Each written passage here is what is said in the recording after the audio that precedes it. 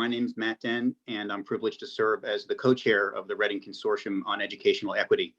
Senator Lockman's going to provide some more detailed background in just a moment, but the consortium was created in 2019 to make recommendations to the General Assembly and Governor to improve educational equity and student outcomes. Basically, the General Assembly and Governor asked us, how can the state reduce barriers of race and poverty facing many of our children in their educations? And these interim recommendations that we're discussing today are just the first part of our answer to that question, but they are an answer. And over the next 5 months, we're going to learn if the General Assembly and Governor will accept that answer. So to give you more details on all of this, I would like to introduce the consortium's co-chair, and with Representative Chiquocha, the sponsor of the legislation creating the Redding Consortium, Senator Tizzy Lockman. After Senator Lockman speaks, we're going to have a number of other speakers, and then Senator Lockman will be happy to take questions from reporters. Senator Lockman. Thank you, Matt. It's great to be here. I, too, am very honored to be a co-chair of this body, the Redding Consortium for Educational Equity, which, as Matt said, I was able to establish through legislation with my colleague, Representative Nnamdi Chiquocha, with unanimous support of our colleagues in the 150th General Assembly. I'm going to go through some slides in a moment to talk a little bit more about the background and mandate.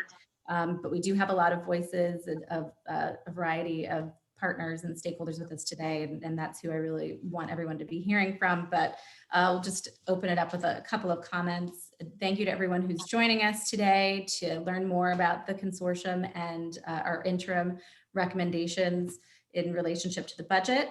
I'm also thankful to the many stakeholders and staff who have worked tirelessly with us since the time that we formed the Redding Consortium in June of 2019 and began to gather to do the work in fall of 2019, ultimately to be able to craft this set of recommendations. We've worked very hard. We have worked through a pandemic that showed us the depth and breadth of the very inequities that we'd already committed to addressing. And it also, of course, reminded us of the fragility of each students' experience and the need for urgency in making progress on the work that we committed to doing. We've also worked while watching the lawsuits, which flowed from the coalition, including the NAACP and others, come to fruition. And we, of course, have considered those also and their impact on our goals and our work. So I would say that we're collectively very heartened to see a strengthened commitment both on the part of our governor, who cites it as his highest priority and shows those values in his budget, and our colleagues in the General Assembly to systemic reform, to the undertaking of efforts to better support our students who need it the most after decades of attempts and reforms that have unfortunately fallen short in meeting those goals. And we also know that as we work to fulfill the terms of the settlement and to meet the challenges of pandemic recovery, we believe that we can do more in the next budget in particular to make progress in targeted ways to improve the way that we serve those most vulnerable students, particularly in Wilmington and northern Newcastle County, where our focus is, and to set them, their communities, and the state of Delaware on the path to success. So I'm going to talk a little bit more. If we could go back to the prior slide about our purpose, I think we did touch on that, but our role as a consortium is to recommend these policies and practices to the governor and the General Assembly. We're focused on the improvement of educational outcomes and reaching more equitable ones for pre-K to 12 students. And we have a geographic scope that was set in our establishing legislation that focuses on the city of Wilmington, and northern Newcastle County. So that's our specific purpose as established in Senate Bill 143, 150th. That establishes, sorry about that.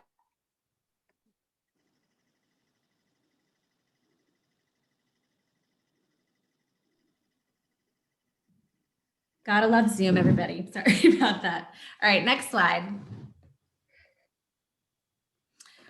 So other items in our enabling legislation, you can see on the slide, we are focused on supporting the continuous improvement of education in Wilmington and northern Newcastle County. And we're going to do that through the development of policy proposals. You'll see some of them today, focused on teaching and learning in all of the public schools in the area. We also have a role of monitoring. We work with university partners, the University of Delaware and Delaware State University, who staff the Redding Consortium, to gather data and do analysis in order to deliver on that monitoring. Next slide. We also deliver data reports on the conditions impacting the educational outcomes. We do have a charge from the legislation focused on redistricting. We won't be focusing on that today. We're really just talking about budget concerns. You'll hear more from us on that in the future, as well as doing research on some systemic issues around funding, like the Newcastle County Tax District and tax pools, and also evaluation of needs for additional educational facilities, including secondary schools. So that's something you often hear us discuss. Next slide. So what we really wanted to talk about today was we delivered a set of interim recommendations this past December. And there are a range of items within, but really I think what we are most excited about are a number of programmatic investments that we think need to be made in this upcoming budget. To do a couple of major things. And I'm going to touch on them briefly and then really hand it off to a couple of our working group co-chairs. We have several working groups within the Redding Consortium, populated by really an all-star group of folks. And so you'll hear from two of them today. But what we hope to achieve with the recommendations is these two items. So providing focused, comprehensive help for our state's highest poverty schools, which of course are in that geographic scope that we're focused on, and the children and families who participate in those schools. And we do want, of course, to be mindful that while we have short-term priorities for improvements, we really are laying the foundations for future reforms that are more systemic in nature, focused on providing educational equity and improved outcomes for students.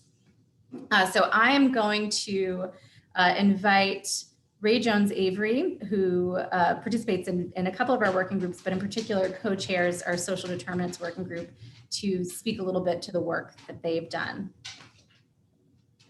Greetings, everyone. The social determinants work group, co-chaired by Jeffrey Menzer, Colonial School District Superintendent, with additional leadership by Tamara Smith, Dawn Alexander, Dr. Roger Harrison, and Dr. Yas, in exploring strategies to mitigate the lived conditions that take place outside of the classroom that impact educational equity and student success. This has involved examining structural barriers related to race and poverty that affect Delaware's children long before they enter kindergarten. The conditions that we create and the experiences that we provide for our children do not just affect the developing brain, but the whole person. So supporting our families and children and strengthening our relationships builds a foundation for social emotional support, school readiness, and future learning. So we've been focused in on how can we strengthen the ecosystem, the network of community-based providers in partnership with a public education system. Our work group made intentional decision to recommend for the first year of interim budget recommendations, high impact changes targeting children that face the steepest barriers. We took this approach for two reasons. One is that many past efforts have been spread far too thin, not providing enough focus for any one group of children to create real, measured, sustainable change. The second reason is that we believe that if we are to establish comprehensive programs, and we intend to establish comprehensive programs that result in real improvements for students, these programs can be a model for other efforts throughout the state. Our two budget recommendations involving the largest share of proposed investments request that the state ensure that an additional 600 3- and 4-year-old students, again, those that are facing the most significant barriers based on poverty and racial inequities receive free quality pre-K experiences, and that children attending some of the state's elementary schools with the highest concentrations of poverty have access to quality out-of-school learning programs. That includes before and after care, summer learning, and in-school student health centers, which would include behavioral health care components. These two recommendations make up 11 to 15 million of the consortium's 15 to $20 million requests in general fund recommendations. Again, the rationale for these recommendations is pretty straightforward. The evidence shows that comprehensive programs in this ecosystem work if we ensure that our students that are facing the most significant barriers receive early screening, early intervention, quality pre-K, and wraparound services throughout their school career. The evidence tells us that they have much greater chances of success. So again, we recommend the targeted expansion of the scope of the state's home visitation program for pregnant women, infants, and toddlers, looking towards a post-pandemic time when home visitations are even more needed than they are right now. Along the early care continuum, we recommend that the state resource adequate staffing to conduct developmental screenings of young children at licensed child care centers and to ensure that children with special needs and disabilities receive interventions very, very early. Finally, our most fundamental recommendation with respect to our future work is that the state make an investment in expanding the data available to form the basis for future transformations to address race-related school inequality. Both quantitative and qualitative, and placing student voice at the forefront and student need at the forefront of data and research efforts will guide in tangible, concrete ways the strategies. And this information will be recommended to be publicly accessible and transparent on a dashboard. This is estimated to cost about $2 million in the first year and subsequently less in future years. So a lot to think about, but certainly all necessary. So put simply, we are requesting that we proceed as a state, not in a colorblind way, but in a color brave way. And the young poet that brought us to our knees during the inaugural festivities, Amanda Gorman, she challenged us to see the light. Many of us have been at this for quite some time, and some people don't see the light at the end of the tunnel, but I'm here to tell you that there is light. We can see the light. We're just challenged to be brave enough to be the light and to champion these interim recommendations. Thank you. Thank you, Ray. And you're definitely someone who's always represented that bravery for many years in education reform. And it's an honor to have you be part of the Redding team and behind these recommendations. And so next up, we have my colleague in the House, Representative Mike Smith, who's going to speak to the work and the recommendations of the working group that he co-chaired, which is focused on educators. Thanks so much, Senator Lockman, and definitely a shout out to Ray Jones Avery, who's been doing this since well before. Yeah, since I was in high school. I believe I said that in the first meeting. You're right. You're right. Thank you for aging both of us, I guess, on that one. Well, I want to first just take the opportunity to thank my co-chair, Noelle Picara. She did an amazing job.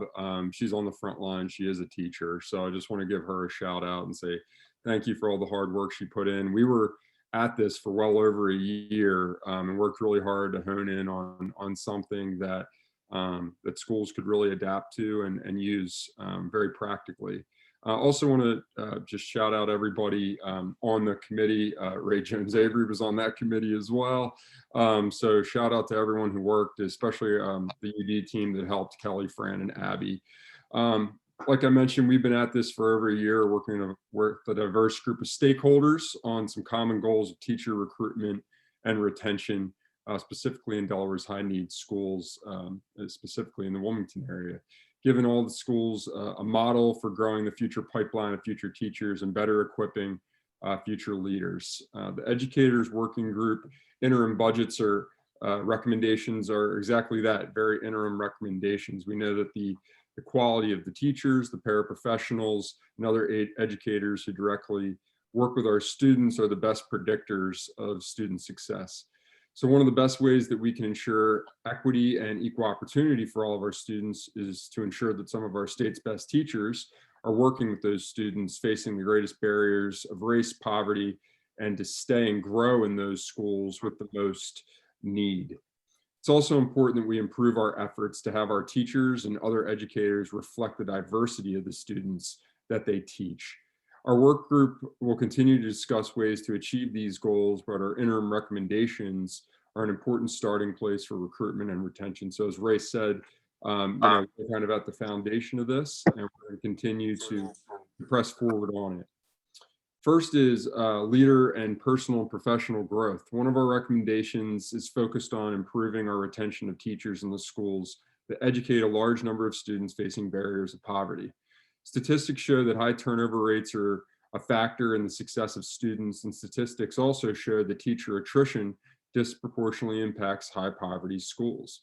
We believe, based on multiple studies that have taken place in and outside of Delaware, that offering high quality professional development to teachers and other educators in our high poverty schools is an excellent way to retain outstanding teachers and to create a supportive, positive environment that will help us to recruit new teachers to their schools. As a matter of fact, in Delaware, the #1 reason for the attrition issue was school leadership. We believe that teachers want to teach places where they can enjoy a collegial workplace and become better teachers. And putting high quality professional development programs in the schools where we most want to recruit and retain great teachers will help us do that. For that reason, we've recommended that the state spend $1.2 million in its FY22 budget to start whole school professional development programs in 5 high needs schools for the upcoming school year. As I mentioned above, that would kind of be the model that we can then carry forward for other districts and throughout the state. Diversity in recruitment. It's also important that we diversify Delaware's teaching ranks. Only 11% of the state's teachers are Black, as opposed to 30% of its students. And only 3% of its teachers are Hispanic or Latino, as opposed to 18% of its students. These numbers need to change. For that reason, we are recommending that the state dramatically expand its Grow Our Own efforts. Initially by focusing on the Teacher Academy program located in a number of Delaware high schools. Delaware Academy programs are a pipeline into the teaching profession. So if we can expand and diversify the participation in these academy programs, we can improve our teacher diversity numbers. We have recommended that the state spend $100,000 in the coming fiscal year to better advertise existing Teacher Academy programs. Again, it's great things happening, but we don't do a good job sometimes of getting those out to people so that they know the opportunities ahead of them. From there, create scholarship funds and allow related education professionals, community members, and parents to participate. That'll create the whole community environment. Again, these recommendations are just a starting place, but the quality of educators working with our children in high needs schools is so important that we need to get started now. Together with the social determinant work groups focus on issues such as pre-K, education, and outside school time support, these investments will make a real difference for children who need and deserve our help. As we look to the future of Delaware, our teachers are on the front lines of what the future will look like. Let's put them in a position so our students can thrive and be ready to use their talents here in Delaware as our future investment. This is an economic development issue and a societal issue, not a political issue. So let's remove those political barriers and push for long-lasting impact in our communities and our schools. Thank you.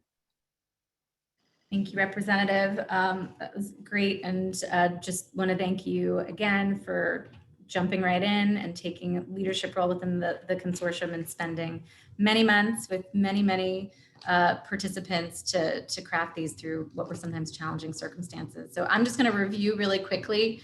You heard a lot from our working group co-chairs, but I want you to just sort of see it visually. I know that can help of what we just covered.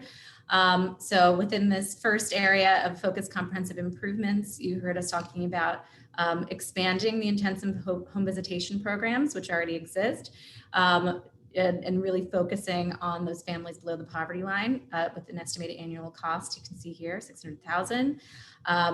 further providing adequate funding for the Department of Education to require and enforce developmental screenings that are so critical, and you can see the cost there. Next slide. And again, so ensuring that we're really reaching areas with the highest concentration of poverty with the high quality full day pre-K services. And that's at an estimated annual cost of $8 million to reach those populations more fully. The whole school learning package that you've heard about, which really would enable a targeted set of schools that would be identified to have the supports they need to serve their student population. And then, of course, we've got the comprehensive wraparound services also targeted to specific schools where the need is high, and ensuring they really have all of the resources beyond the school day to help students be successful. Next slide. And then in terms of laying the foundation for future reforms, we have the recommendation in further gathering data, particularly on race-related school inequality, as well as expanding that work into primary data acquisition and elevating the voices of our students, parents, community members, and educators. Next slide. And then, as you also heard, the expansion of teacher academy programs and making sure that we have a fully reflective contingent of students participating in those that mirrors our student population. And I believe, is there another? I think we got it. Just wanted everyone to have a visual and see the cost items there. And so with that, I think we are ready for the good part, hearing from colleagues and community partners that we've worked with over time to hear their input on the recommendations that we've chosen to focus on for this current budget. Senator, the next person we had lined up is Representative Chicocha, who, as I mentioned earlier, authored the legislation with Senator Lockman that created the Redding Consortium. And he chaired the Wilmington City Council's Education Committee when he served on City Council, and he currently serves as the Vice Chair of the House of Representatives Education Committee. So we will turn it over to him.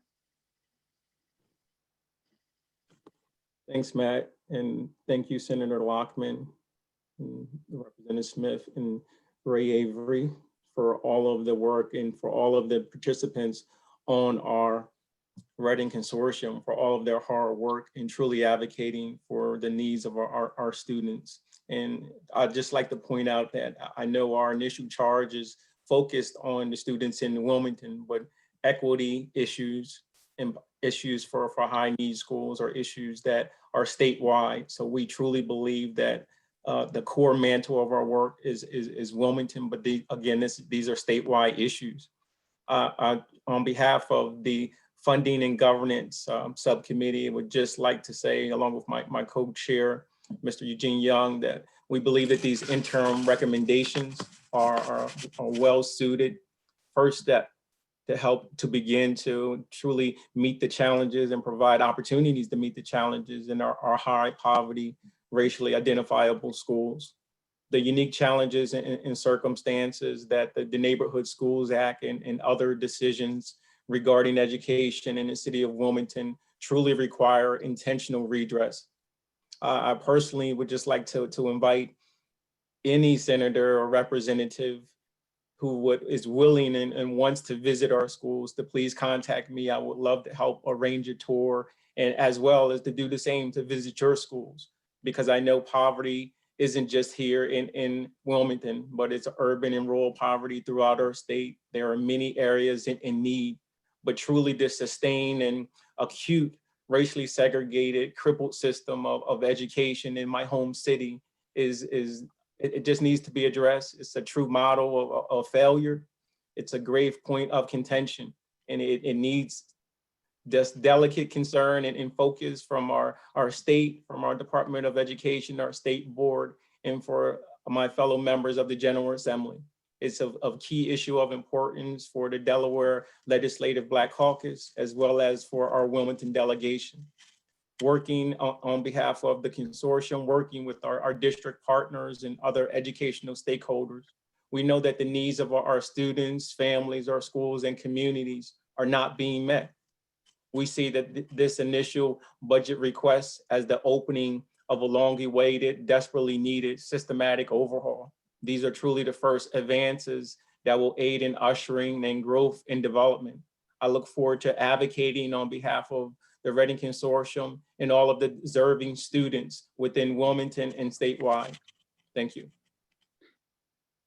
Thank you, Representative, and thank you for your work in setting up the consortium. I'd next like to call on County Councilman Jay Street, who is also one of the leaders of the state NAACP. Councilman Street was the moving force behind the recent litigation against the state of Delaware that resulted in a settlement, which will ultimately result in tens of millions of additional dollars being spent for the education of low-income and English learner students. And he's also been a vocal advocate for decades for students in the city of Wilmington. Councilman Street. Thank you very much for the opportunity. I sitting here listening, you know, Ray and I left the Parent Educational Resource Center in the end of February 1981. We've been volunteering for 40 years. And as hard as we work, we have not progressed. We've seen regression. And some things never go away. In January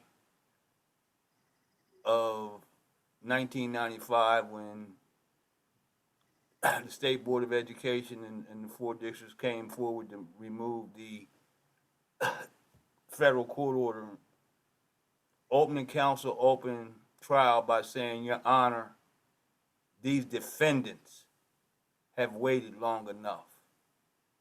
And I was just outraged at that opening statement. And I say that because 25,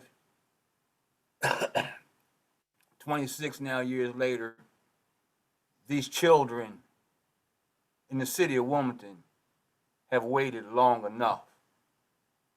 20 years after the neighborhood school report was submitted to the city and the General Assembly, nothing's been done to provide the relief that we knew full well was necessary as a result of the Neighborhood School Act, the Charter School Act, and the Choice School Act.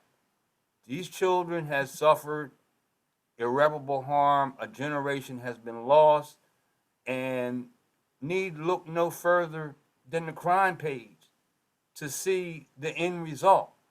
Shootings at an all-time high, not just in the city of Wilmington, but throughout Newcastle County, and I believe throughout the state.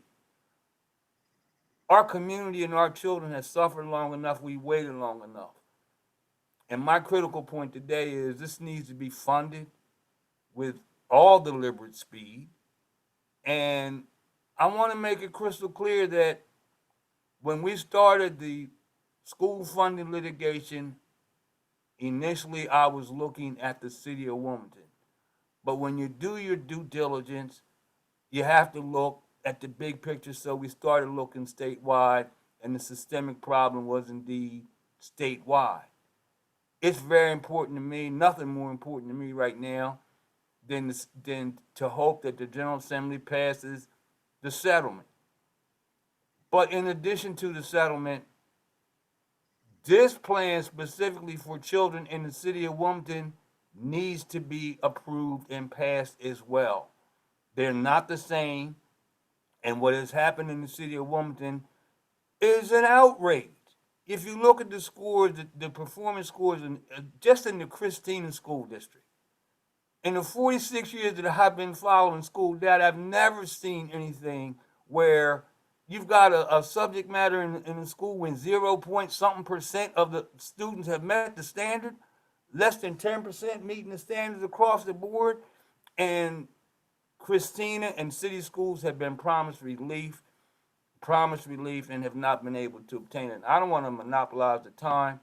The long and short of it is We need funding. We need help for both the proposal brought forward by the Redding Consortium, separate and apart, and in addition to the settlement and IRS that the recommendations and the settlement both be approved by the General Assembly and signed by the governor so that these children can get the relief that they're desperately entitled to. Thank you, Councilman Street. I'd next like to call on State Senator David Sokola. Aside from being the president pro tem of the State Senate, Senator Sokola served for many years as the chair of the State Senate's Education Committee. Senator Sokola.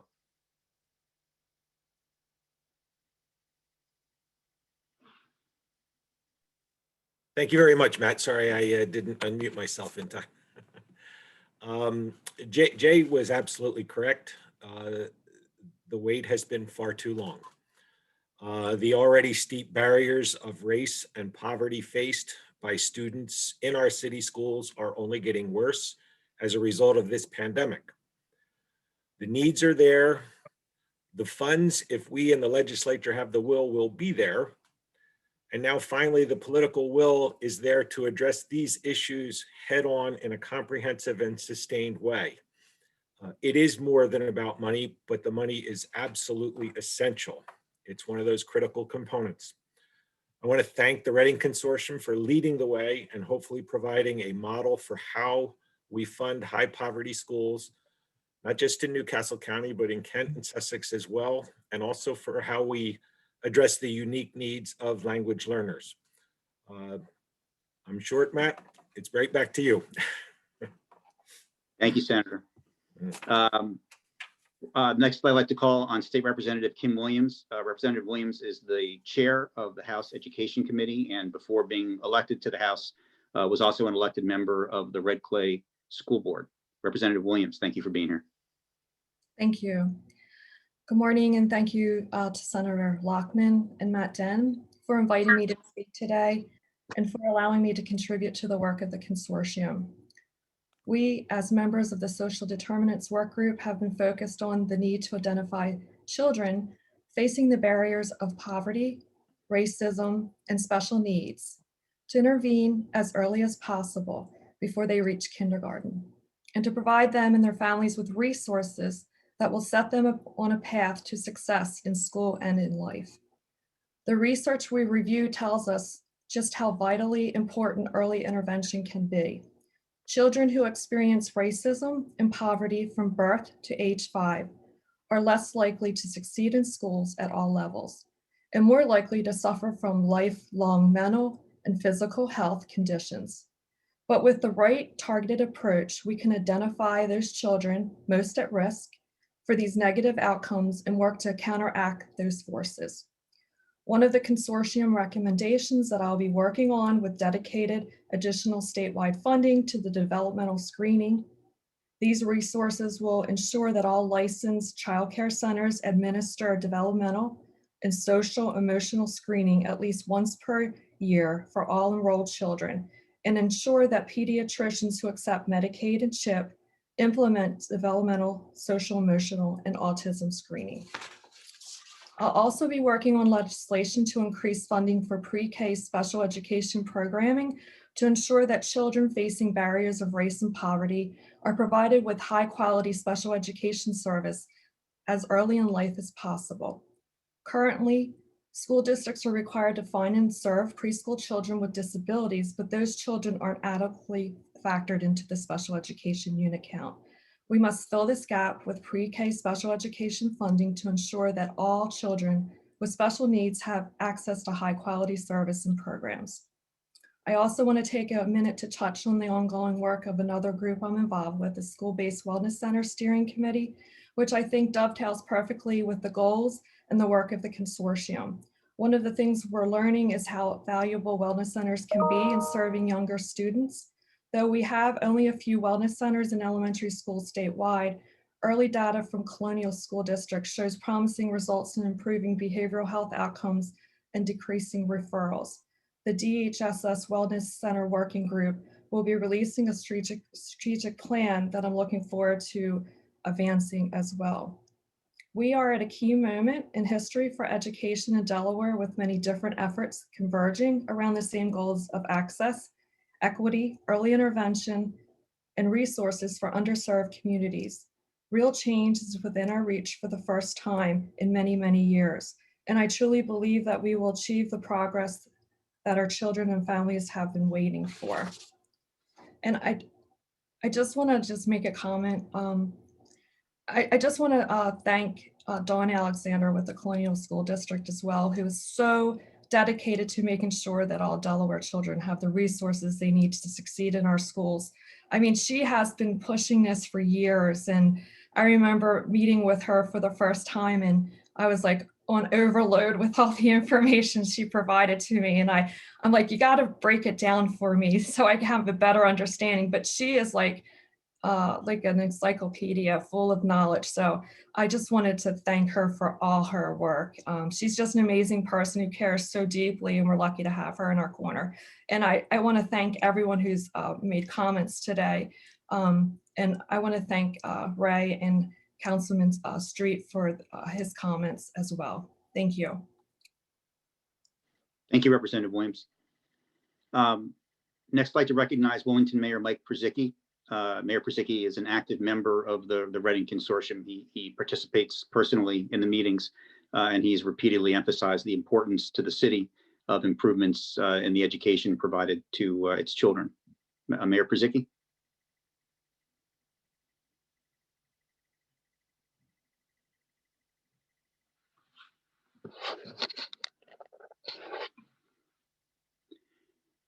I think we may have been disconnected from them. Oh, here he is. Sorry, Mr. Mayor. Oh, no, oh, no. Can you not hear? I'm not muted. We can hear you. Oh, okay, good. So, I just want to express my gratitude to everybody who's dedicated so much time to this effort over the last year and a half, and most especially the leadership, Nnamdi, Tizzy, you, Matt, those who have really worked hard to keep this thing going. I think in the end, this will prove to be one of the most effective education initiatives that we've seen in many decades in the state of Delaware. How the work ends is still to be determined, of course, but I'm confident we're laying a solid foundation for progress into the future. I have feelings about education. I think that over time we've continued to try to patch a system which I think is fundamentally flawed, and I'd like to see us be more systemic in the way we change things. I wrote a note to myself to be bold, and then Ray, of course, reminded us to be brave, and I think that's great advice. Jay, you always manage to touch the issues at their essence. When Jay talked about violence in the city, it hurt me to be reminded again that we just have far too much violence, and it affects young people. Yesterday we had a 13-year-old shot in the city. And of the guns recovered last year, 20% of them were from juveniles. This is the world that we live in. And in my view, what the reason for this is we have very weak institutions. The institutions these kids need to be anchors in their lives are just entirely not strong enough to sustain them. What is the one institution that we have control over that can affect kids' aspirations, can affect their self-image, affect the sense of affirmation? Are our schools. And so we have to turn to our schools maybe to do more than they expect to have to do. But all I can say is that I know we're on the right track. I appreciate the great work. I want to congratulate our leadership for the great work they're doing. I encourage everybody to keep working for fairness and equity and excellence. Excellence, by the way, which can be defined as well by the kind of citizens we turn out as by test scores, as much as we have to be concerned with test scores. For my part, I want to continue to be a voice for the educational vision for our city, and a vision that I hope you all understand, I hope means a new high school someday. So again, my congratulations and gratitude on a job well done. Thank you. Thank you, Mr. Mayor. Next, I'd like to recognize Wilmington City Council Person Chene Darby. Councilperson Darby is a member of the City Council's Education Committee, and she was extremely helpful to the consortium in focusing its attention on the importance of home visitation and developmental screening programs. Councilperson Darby, thank you for being with us. I want to say thank you guys for inviting me. I'm happy to be here, that you guys have me. My notes went down on my laptop, so I'm trying to bring them back up. It's coming up now. But again, I know this is an important issue. I am going down. I am here. And my laptop is slow. I think I need a new laptop. But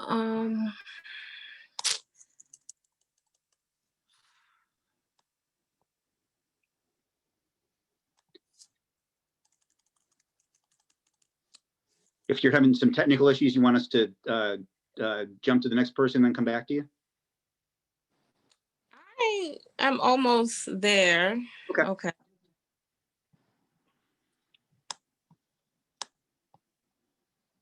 Actually, yeah, go to the next person because it's taking slow to get down to it. Okay, we'll come right back to you. Okay. Why don't we go to Dr. Terrence Newton, who is the principal at Warner Elementary School. And many of you probably recognize Dr. Newton's name because his really innovative and energetic efforts to improve the quality of education at Warner have gotten a lot of public attention. I'm very grateful for Dr. Newton for joining us in the middle of a school day. Dr. Newton. Yes, sir. Good afternoon, everyone. Can you guys hear me? Yes. I really want to take this time by thanking you guys for knowing the support and what we need. But being an educator, this is not a hobby to us that's working with our inner city kids. It's a passion. And we need help. We truly do need help. We don't need it yesterday. We need it now. 2 weeks ago, years ago, we need it now. And I got into education because I seen all the flaws and non-support for our students in the city of Wilmington. And as a true city of Wilmingtonian, I seen a lot of my friends that was failed by the system. System let them down and just not supporting their kids as what they need to be successful. And it's sad. It's hurtful. It's tear dropping. I feel like I'm in a battle by myself and not getting any support. And we always talk about these issues and what we need to do for our kids. We need to get it done now. And I'm begging for you guys' help. I'm begging. Again, this is not a hobby for me. And I'm speaking for other educators that work in the inner city and know a lot of things that we go through with trying to support our kids. We need help. We're drowning. We need your support. And I believe everyone that's on this Zoom call can really help us, and we need it. And I see the passion in you guys. I work with several of you guys, Tizzy, Brother Nambi, who's probably in my school at least 3-4 times a week, coming through, giving the support. The mayor, every time I text him or reach out to him, he's always in supporting the help of our kids. Matt Den, you guys are awesome. Jay Street, he was one of my leaders and guys I follow in this academic field and education. So, it's a struggle for us. And again, this is a start. I really want to say I appreciate you guys and all the hard work you guys are doing. I would love for any of you all to come to my school and tour my school at any time. I just put a food pantry in my school, and I try to meet the needs of, our students who are struggling so that we can make them comfortable and preparing them to get ready to learn. And, we need it. We need the manpower. We need the funding. It's a struggle. But, I really want to say thank you guys. I really do. And thank you for having me be a part of this, Senator Lockerman. And, anything that I can do to support you guys and be an open arm. But this right here, again, this is not a hobby for me. This is a passion. I consider myself like Harriet Tubman. I was able to escape the traps of the city of Wilmington and get here to be here for my kids. And I want to get them to where I'm at. So I'm a modern version of Harriet Tubman.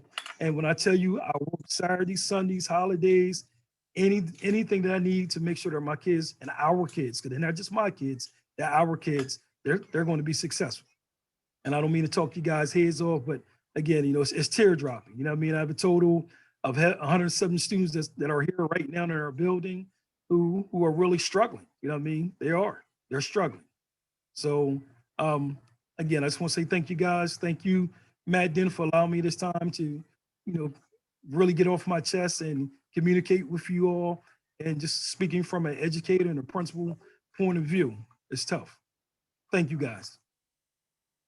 Thank you, Dr. Newt, and thank you for the work you're doing at Warner.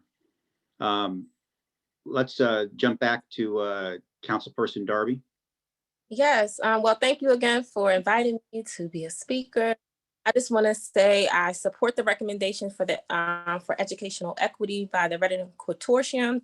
I think we have to address some deeper issues along with children's educational needs, and I think these recommendations do that. A lot of our children have trauma, barriers, challenges, and they're faced with trying to get an education. And I have a trauma-informed background in foster care. Currently, I'm a mental health counselor, and I have an educational background. I worked at Wilmington Job Corps Center for about 3 years. So I have experience with Wilmington children like firsthand, and I'm a Wilmingtonian, born and raised here in Wilmington. And I just want to say the effects of ACEs. So ACEs is adverse childhood experiences on educational attainment and opportunities are actually devastating. Nationally, statewide, and here for our city of Wilmington, we have children in our city who are faced with toxic stress, the trauma of poverty, racism, homelessness, sexual and physical abuse, gun violence, incarceration, death of a parent, which really has a negative effect on the brain, right? The immune system, the nervous system, which leads to the behavioral issues, the impulsive behaviors, illness, and even it leads to death. Our children are in a constant fight or flight mode. And when you're in constant fight or flight mode, your prefrontal cortex, your brain, that part shuts down. And that's like your social behaviors, your personality, the decisions, right? And this damage and weakens the other systems in your body. And because these systems of the body are all connected, your brain and all the other systems in your body, everything becomes affected. So that's why you're seeing some things that you see with our children, what they're struggling with, and even trying to get an education. There's literally a physical and a mental effect on our children from the toxic stress and trauma that affects their educational experiences. And these recommendations, I think, really kind of addresses the trauma in those root problems to what some of our children are experiencing here in Wilmington. And it gets even deeper to how like toxic stress and trauma affects our children. It's actually multi-generational. So like our stress response system is activated. When it's activated by toxic stress, it turns off and on certain genes. And if this stress isn't dealt with correctly, the genes remain altered and it literally passes down to the next generation, right? So you have these genes, they're like coated with these telomeres and they're supposed to protect the gene. But if it keeps getting hit with toxic stress, always being in flight or flight mode, it shortens those telomeres, affecting how the gene works. And that altered gene, as I said before, is passed down. So you have the toxic stress that you're experiencing just being your lived experiences. And then you have multi-generational toxic from discrimination, racism, from poverty, gun violence, all of the things you can think of that literally can be passed down via from genes being altered. So we have to address trauma and challenges that our children are faced to improve educational outcomes. We have to keep addressing, we have to stop just addressing the symptoms, but getting to the root systemic causes of this. And we see that research has proposed that early prevention and intervention programs will help to address the root problems and reduce adversities, which will lengthen those telomeres, right? Which could be changed. It doesn't have to stay shortened. And we look at these home visitation programs, they're really essential to reaching the community with the most needs. I really believe in prioritizing wraparound services, which is focused on like the physical, the mental, and social well-being for families in Wilmington. We have to address racial disparities in our educational system, do universal developmental screening of all children. And these early childhood, pre-K, and even kindergarten programs are so crucial to the future development of our children. So this is about our future. This is really like life or death. And our approach must be multidisciplinary, centered on the needs and desires of our family. And as a mother, a parent, as a councilwoman, as a community person, as a person who runs a nonprofit focused on Black mothers, and just being a mental health counselor, like I'm urging the governor, the state, to please consider these recommendations for like a healthier, thriving community. Like who wouldn't want that, right? And it's beneficial to the whole state if we have a healthier, better Wilmington. We have people who are able to function, people who are getting the assistance that they need. So again, I just want to say I support these recommendations in all different capacities of my life and different roles that I hold. So I'm here to do the work in whichever way you guys need me. And I hope that these budget recommendations get approved so that we can start working on our youth here in the city of Wilmington and throughout the state. Thank you very much, Councilperson. Very much appreciated. Next, I'd like to introduce Reverend Shanika Perry. Reverend Perry was a very active member of the Social Determinants Work Group that developed several of the recommendations that we're discussing today, and she's also an elected member of the Brandywine School Board, as well as the youth pastor at Bethel AME Church. Reverend Perry. Good morning, everyone. Thank you so much for this opportunity, excuse me, to share. Let me begin by trying to paint a picture. Imagine that there is a scene where there are approximately 140,000 students, and these students enter a toxic environment where more than 50% of the children are physically and traumatically impacted. The injuries, as you can imagine, they vary. Some are mild, some are very mild, others are more severe because they were directly impacted. And so when medical personnel arrives on the scene and rushes in, my expectation, as I would imagine yours would be, is that they would assess the scene and begin administering medical care and providing care to those with the most urgent needs. Not ignoring anyone, but at the very least, immediately focusing on a particular group of children, those whose needs are greatest, to provide comprehensive treatment to those with imminent life-threatening injuries. For example, one wouldn't expect EMT to rush a child with a minor cut into surgery or give oxygen to a student who does not need oxygen. Unfortunately, for the past 3 to 4 decades, Delaware has provided African American and Hispanic children a similar academic approach: general and adequate and equitable, sending resources to places where the need isn't as great, when evidence points to the need to contextualize and treat those with most severe needs.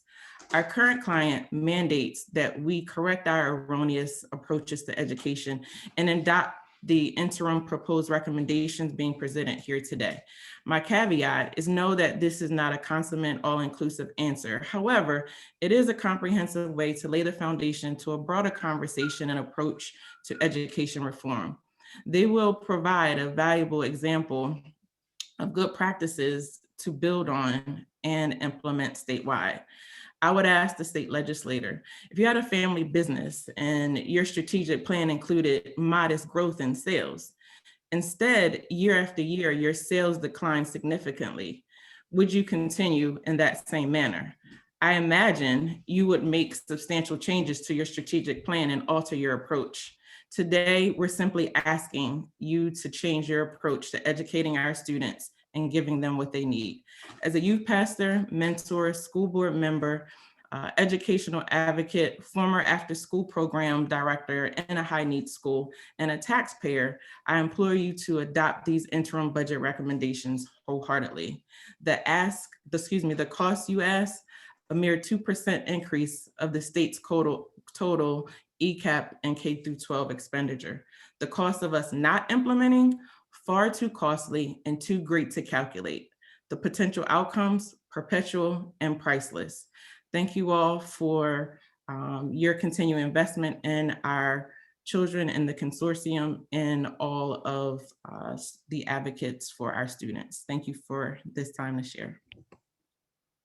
Thank you, Reverend Perry. Next, I'd like to introduce Larry Melly, who is the president of the Delaware Bluecoats. The Bluecoats, but before the pandemic and after practice at the Fieldhouse facility in Wilmington, which is about a 10-minute drive from most of the schools that we have been talking about this morning. And the Bluecoats have been very active in Wilmington's youth community, and we're very grateful to have their support for this effort. Mr. Melly. Thank you, Matt. Good morning, everyone. It's an honor to be representing the Bluecoats today. For those of you who don't know, we are the minor league affiliate for the Philadelphia 76ers, and we're based at the 76ers Fieldhouse in Wilmington. For the past 8 years, we've had the responsibility to serve the youth of the state, and specifically the underserved areas of Wilmington, and going into schools like Warner, Bancroft, Shortridge, and many others. And our program has been centered around education, health and wellness, and youth development. So we've been able, through that work, to kind of witness firsthand the significant barriers that these students and these kids are facing every day just to survive. We have a literacy program called Books and Basketball. And we discovered there's a need to support kids so they can be reading on grade level.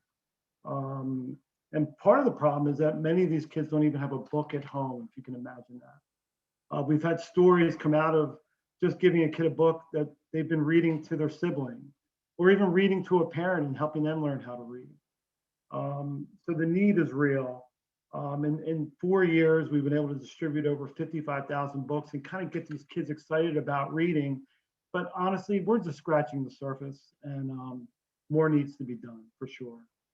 Our students are entitled to a higher level of support in order to ensure that they can be successful. And if the recommendations that are being discussed today are indeed implemented, they will make a difference. And I think they'll provide a model and an example throughout the state, and help those schools that are in need in Kent and Sussex County as well. So again, thank you for the time. Just please know the Bluecoats are here to serve this community in any way possible. And we'd love to have you join us. And obviously there's power in numbers. So again, thank you for your time. Thank you very much, sir. Next, I wanted to recognize Senator Laura Sturgeon. Senator Sturgeon not only chairs the State Senate Education Committee, but she was a teacher, a high school teacher in 3 of our state's high schools for 25 years before retiring to serve as a full-time legislator. Senator Sturgeon. Thank you very much for that introduction. As Matt Den just mentioned, I spent most of my life in a classroom trying to reach exactly the kinds of kids the Redding Consortium is working to lift up and support with these recommendations. Thank you to my colleague and friend, Senator Tizzy Lockman, to Matt Den, and the rest of the men and women who worked so hard on this proposal.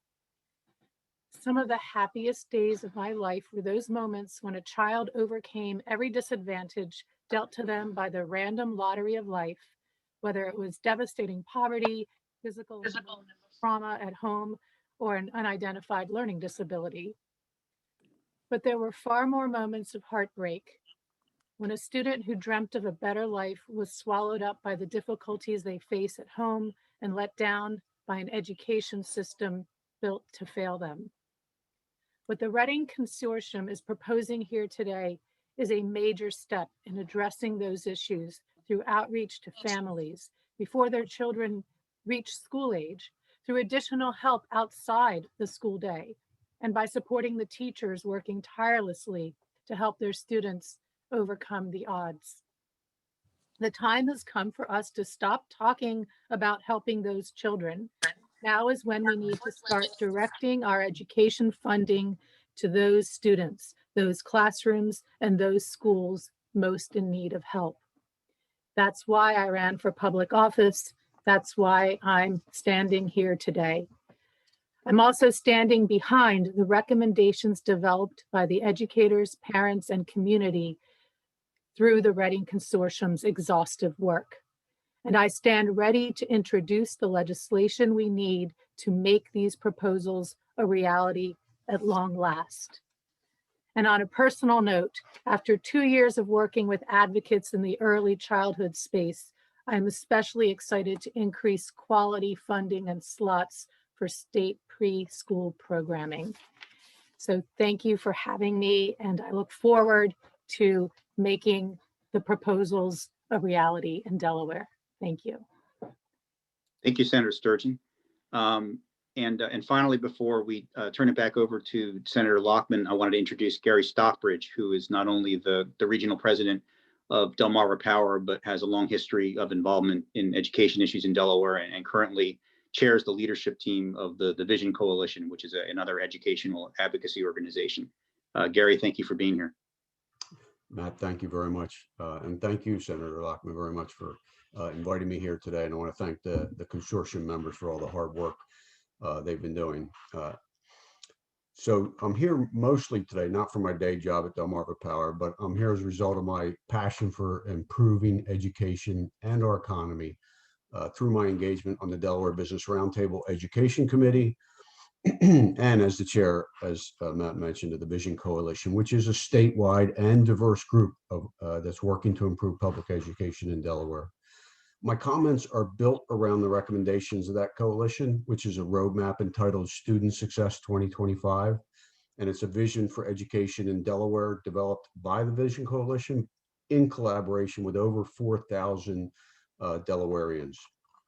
Let me emphasize that we at the Vision Coalition wholeheartedly agree that the academic disparities that exist in Wilmington and in targeted communities throughout the state are morally and economically untenable. These recommendations of the Redding Consortium begin to remedy this in a targeted and focused way, representing less than 2% of the state's spending on public education and early childhood education. In addition, as a business leader, having a strong education system is critical not only to building great talent for the companies that are already here, but for attracting companies and their employees over time. To address these needs and serve as a proof point for statewide action, I believe the interim recommendations for fiscal year 22 budget put forward by the Redding Consortium would make progress toward the vision outlined in our Student Success 2025. Some examples of where I think we have alignment and progress would be made: increasing access to evidence-based home visiting services, strengthening the use of comprehensive health screenings, and providing interventions to address issues at a young age. And although student success calls for establishing and incrementally expanding voluntary, full-day, high-quality pre-kindergarten for 3- and 4-year-olds, the recommended investments from Redding would expand access, raise quality, and would be an important step in this direction. As a business leader, the career pathway work is very much hits home. Not only is my daughter a school teacher, but my company just invested in creating career pathways for energy right here in Delaware. We know building our talent pipeline is critical, and it makes sense for the community, and it makes sense for my company. The recommended Teacher Academy is a very important pathway, and we need to invest in it for our state. The recommendations for investment in whole school professional learning package in 5 schools link strongly to our focus on leadership professional development and can be coupled with ensuring that leadership team has the increased control of decision-making and highly effective educators it needs to implement the training well. Now, I know the Redding Consortium is closely tracking the education funding lawsuit and the governor's recommended opportunity funding to support low-income and English learner students and additional funding for special education. And I offer the following observations. The recommended additional funding as proposed will fill gaps, but much more work is needed on structural inequities. I believe the opportunity funding is an explicit first step towards updating the system so that sustainable funding follows each student. But as others have said, we see the work of the settlement as a floor, not a ceiling. These interim recommendations are a reflection of the fact that the settlement does not go far enough and also underscores the need for a statewide solution. So thank you. I appreciate the opportunity to speak in support of these recommendations. And I want to thank the consortium for their hard work and focus on the students that need our help the most. Thank you. Thank you, Gary, and thank you to everyone who has spoken today. And I just wanted to send it back to Senator Lockman to wrap up. And I know that she's also happy to take any questions that any reporters may have. Senator Lockman. Thank you, Matt. Yeah, it was great. We thought it was important to share as many voices as possible so you would understand our why behind the recommendations we're making for this year's budget, and also some of the who. We're really proud of the coalition that we have brought together and are building, across sectors and very intentionally including the impacted community. We didn't even get to bring on some folks who I see in the room, like Don Alexander, like Maria Matos, like Tika Hartsock, who are part of our efforts. And we could go on and on to showcase who's part of it and what they have to say. But as was said, we do think this is a key moment, that change is within our reach, and it is an opportunity that we have to be bold and brave to go above and beyond, the settlement, the things that we've done before. And we have very thoughtfully pursued these recommendations that we've made to make more investments in areas that we know will be effective sooner rather than later, as we continue to do the work, the deliberative work of looking at structural reforms, so that we can help students who are impacted by poverty, by racism, by other challenges, linguistic and developmental. And we know that our recommendations for the budget will make some movement, and just really appreciate everyone being here to learn about those and to support those. And thank you very much. So if there are any questions, I'm happy to hang out. I know we kept everyone a little over time, so I appreciate your patience. But happy to stick around and have any conversations anyone would like for the next, I'm free for the next 20 minutes, but thank you everyone. You're wonderful. And just thanks for all that you do for the students of Delaware.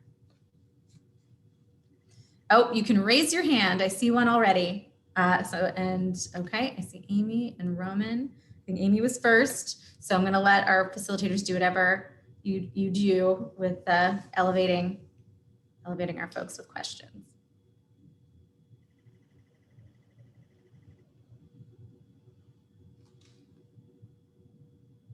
Are you able to unmute Amy?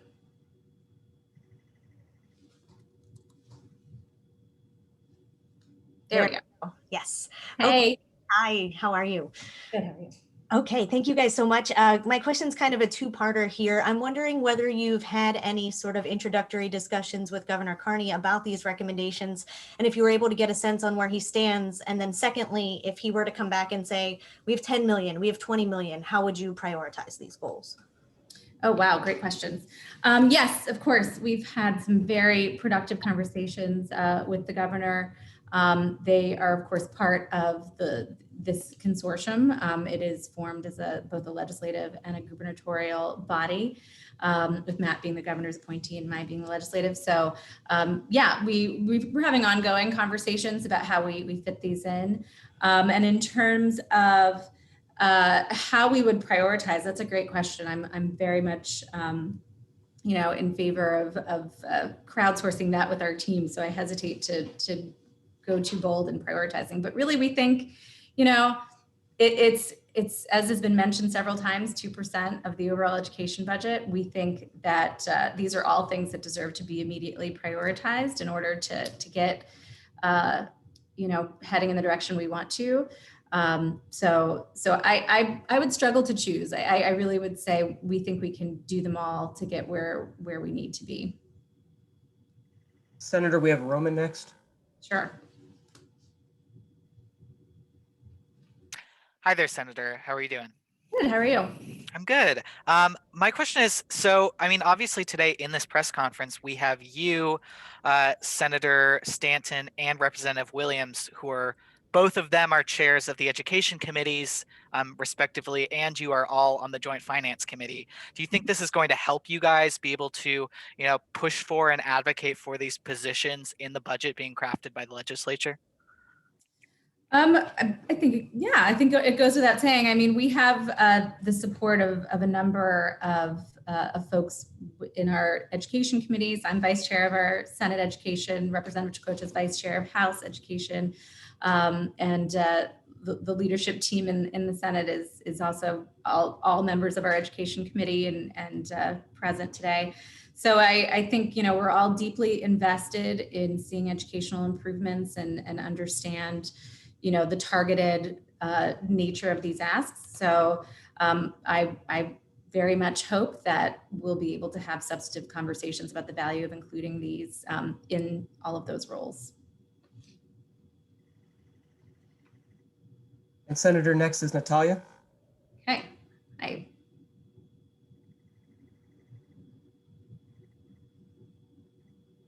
Can you hear me? Yes.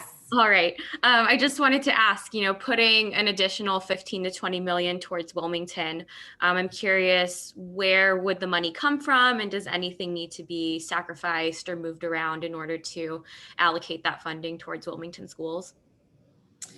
I think that's an excellent question.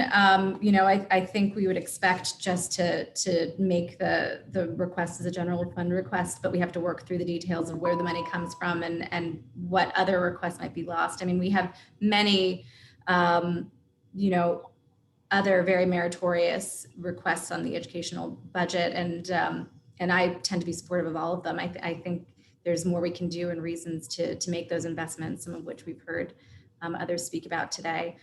So, you know, again, I think as Roman sort of alluded to, we have involvement, you know, of those who are in a position to have those conversations and figure out those details as we move forward. I think most important now is just to understand, you know, why these are important investments to make and to make them possible. But I wouldn't say anything specific is on the line to be sacrificed. And I think in terms of it being an investment in Wilmington, I think, as you've heard from everyone, you know, there's been a significant period of underinvestment in those students that this is responsive to. And we see these expanded investments as models for the whole state. So while, of course, we're doing what was asked of us and focusing on Wilmington, we know that this is an opportunity to showcase what types of investments can be made for vulnerable students in Kent and Sussex County as well. Senator, I believe that's all of our press questions for today. Okay, that sounds good. Thank you guys, and I'm happy to answer any questions offline as well. I'm gonna text me or call me. Hopefully you have my info through Scott Goss with our comms office. So thank you for hearing us out, and hopefully you're as excited about the possibilities as we are. I hope everyone has a great day. Thank you.